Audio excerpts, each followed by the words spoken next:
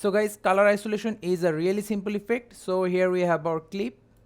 Select the clip, go to effect. If your effect is not here, click on this button. Then from here select the effect, then search for lip color. Left click, hold, drag and drop over our clip. Now go to top left side, effect control. Same, if the effect control is not here, click on this button. Then from here effect control, scroll down, click on the eyedropper tool. Select the mid-level color, not the darkest or the lightest. So it seems like here. Now increase the amount of decolor 100%. Next we will change the tolerance. As you can see, now it's looking odd because our border is harsh. So what's our solution for that? Change the match color from using RGB to hue.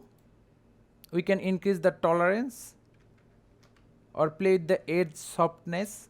It should be really low, like 0.5 or 1. See, it's working perfectly.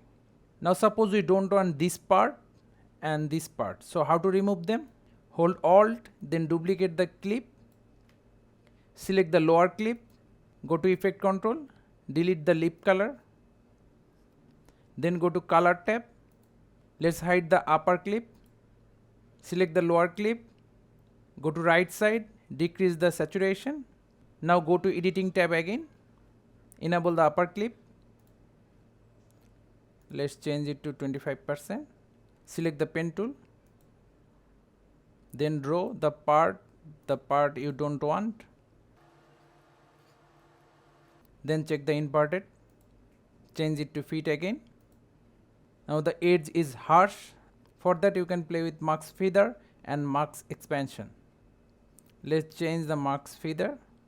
Now change the expansion. That's all. Let's see our clip.